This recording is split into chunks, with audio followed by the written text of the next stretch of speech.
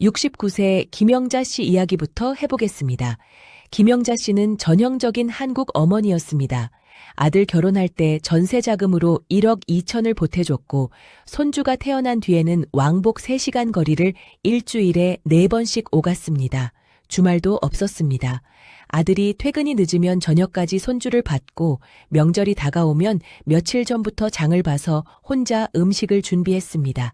김영자 씨는 이렇게 생각했습니다. 지금 조금 힘들어도 자식 잘 되면 그게 다 보람이지. 나중에 내가 늙으면 그래도 자식이 챙겨주겠지.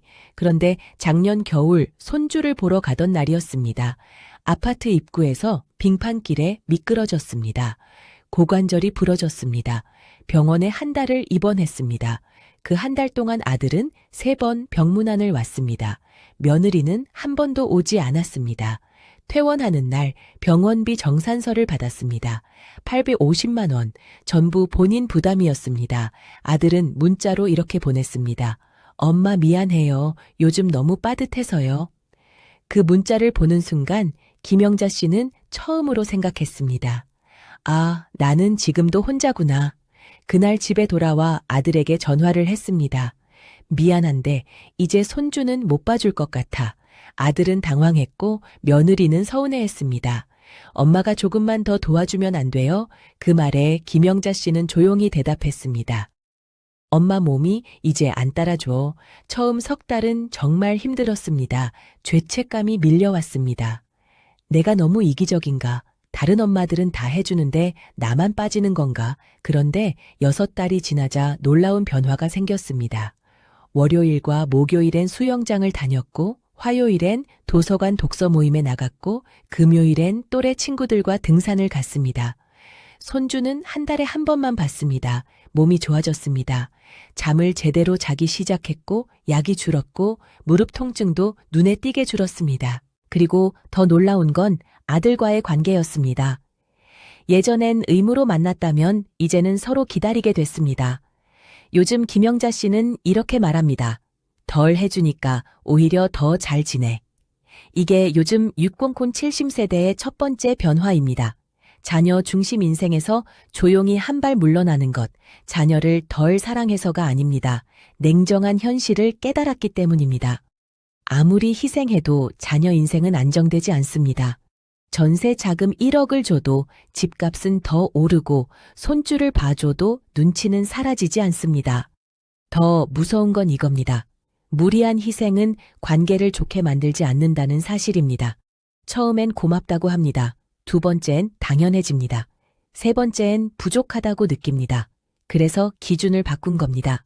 돕도에 내 삶이 무너지지 않는 선까지만 미안하지만 그건 안 돼. 이 말을 연습하기 시작한 겁니다. 처음엔 죄책감이 옵니다. 하지만 시간이 지나면 감정이 단순해집니다. 서운함도 줄고 눈치도 사라집니다. 요즘 60, 70대 사이에서 자주 나오는 말이 있습니다. 자녀한테 선을 긋고 나니 오히려 관계가 더 편해졌다. 이게 변화의 시작입니다. 73세 박종수 씨 이야기입니다. 박종수 씨는 65세에 정년퇴직을 했습니다. 연금은 매달 230만 원 정도 나왔습니다. 집도 있었고 예금도 5억이 넘었습니다. 처음 1조 2년은 괜찮았습니다. 여행도 다녔고 취미 생활도 했습니다. 주변에서 부러워할 정도였습니다. 그런데 이상한 변화가 생겼습니다. 돈이 부족한 것도 아닌데 불안해지기 시작한 겁니다.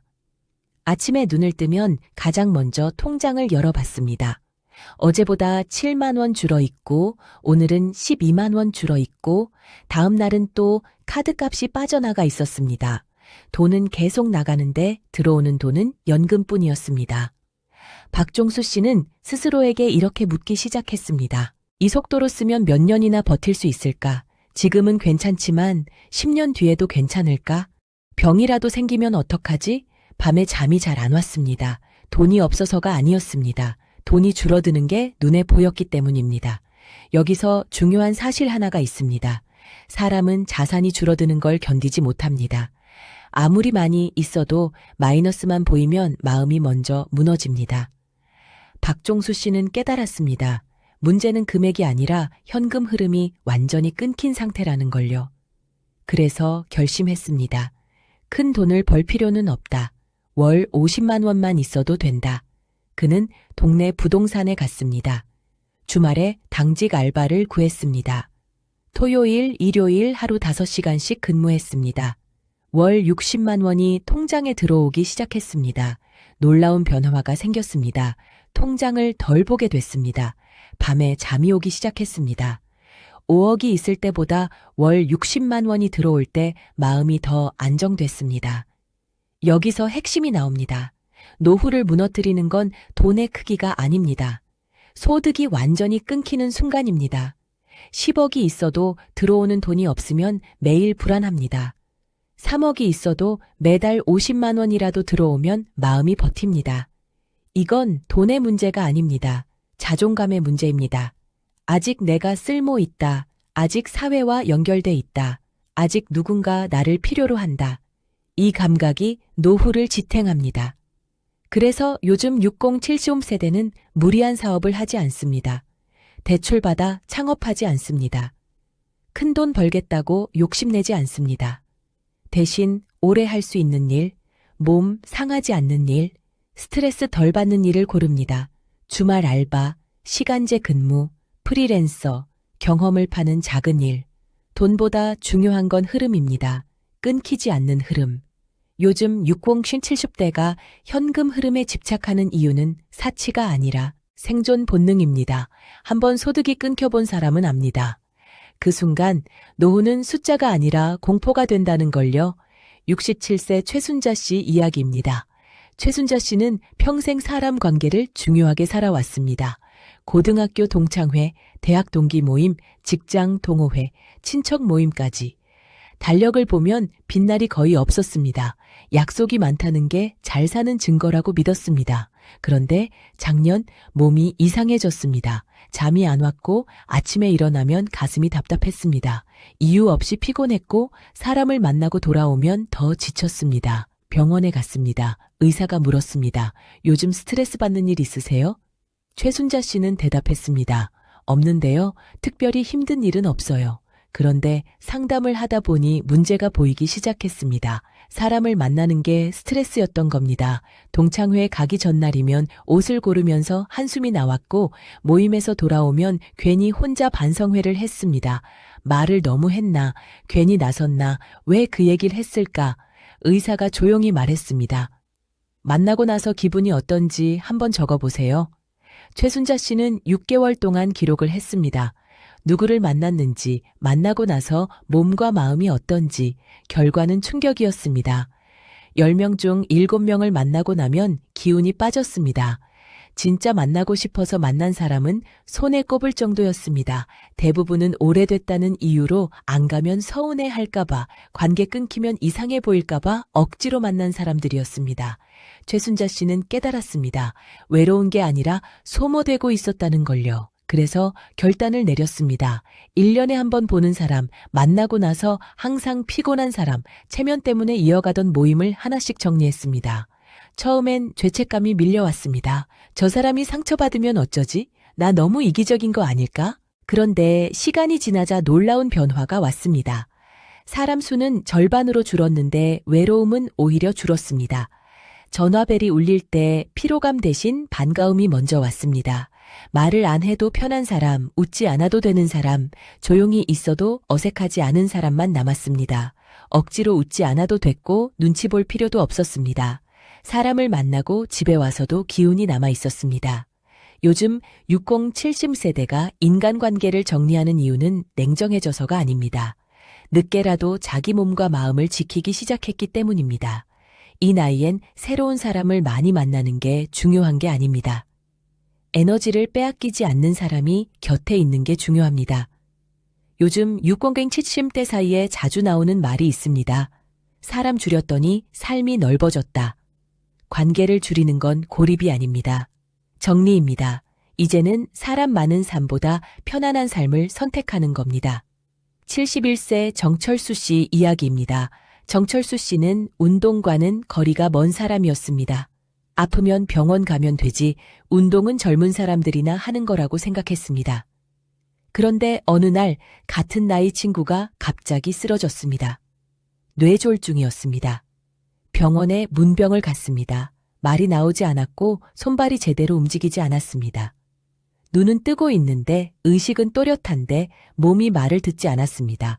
그 모습을 보는데 무서움이 확 올라왔습니다. 아, 나도 언제든 이렇게 될 수 있겠구나.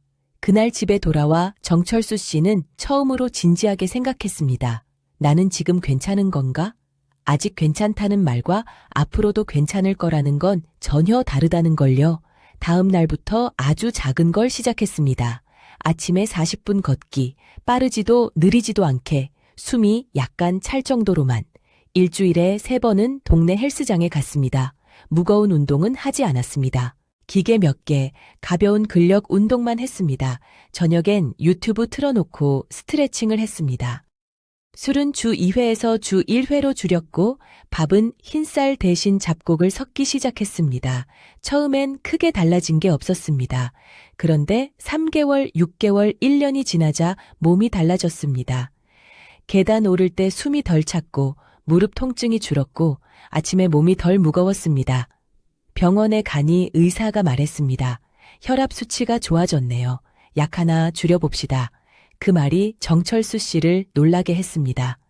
약을 늘리는 게 아니라 줄인다는 말, 노후에 처음 들어본 말이었기 때문입니다. 그때 깨달았습니다. 요즘 60, 70음 세대가 건강을 대하는 방식이 완전히 바뀌었다는 걸요. 이제는 아프면 고치는 게 아니라 아프기 전에 관리합니다. 얼마나 오래 사느냐보다 언제까지 혼자 걷고 혼자 화장실 가고 혼자 밥 먹을 수 있느냐를 더 중요하게 생각합니다. 90세까지 살아도 70세부터 침대에 누워 있으면 그건 오래 산 게 아닙니다. 80세까지만 살아도 마지막 날까지 자기 발로 움직일 수 있다면 그게 더 나은 삶입니다. 그래서 요즘 60심 70대는 건강을 자산처럼 관리합니다. 오늘 걷기 40분이 10년 뒤 병원비 수천만 원을 아낀다는 걸 이제는 압니다. 건강은 운이 아니라 선택이라는 걸 뒤늦게라도 깨달은 겁니다. 64세 이미숙 씨 이야기입니다. 이미숙 씨는 남편과 사별한 뒤 혼자 살게 됐습니다. 처음 1년은 정말 지옥 같았습니다. 집에 들어오면 불이 꺼진 거실이 무섭고 TV 소리를 틀어도 정적이 더 크게 느껴졌습니다. 밤에는 잠이 오지 않았고 괜히 휴대폰을 붙잡고 누군가에게 연락할 이유를 찾고 있었습니다. 주변 사람들은 말했습니다. 혼자 있으면 더 외로워져. 사람을 만나야 해. 계속 움직여야 해. 이미숙 씨도 그렇게 믿었습니다. 그래서 약속을 늘렸습니다. 모임을 만들고 사람을 불러냈습니다. 그런데 이상한 일이 벌어졌습니다. 사람을 만나고 돌아오면 더 공허해졌습니다. 말은 많이 했는데 마음은 더 비어 있었습니다. 어느 날 아무 약속도 없는 날이 있었습니다. 그냥 집에 있었습니다. 아침에 일어나 창가에 앉아 커피를 마셨습니다.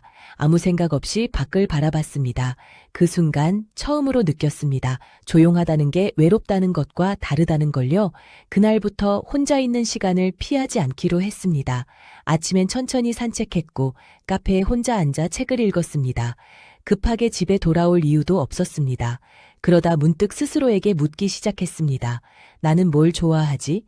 나는 뭘 하면 편하지? 나는 어떤 삶을 살고 싶지? 60년 넘게 살면서 한 번도 진지하게 해보지 않은 질문이었습니다. 엄마로, 아내로, 며느리로 살았지 나 자신으로 산 적은 거의 없었기 때문입니다. 시간이 지나자 혼자 있는 시간이 불안이 아니라 회복이 되기 시작했습니다. 사람을 안 만나서 외로운 게 아니라 불편한 관계 속에 억지로 있을 때 더 외로웠다는 걸 깨달았습니다. 이미숙 씨는 혼자 영화도 보고 혼자 여행도 가고 혼자 밥도 먹습니다. 외롭지 않냐고요? 전혀 그렇지 않습니다. 필요할 때는 사람을 만나고 아닐 때는 혼자 있는 걸 선택할 수 있으니까요. 요즘 60, 70 세대가 혼자를 다시 정의합니다. 혼자는 버림이 아닙니다. 선택입니다. 관계에 끌려다니지 않고 시간을 빼앗기지 않고 자기 리듬으로 사는 것. 요즘 카페를 보시면 혼자 책 읽는 60, 70대가 많습니다. 이분들은 외로운 게 아닙니다. 자기 시간을 되찾은 사람들입니다.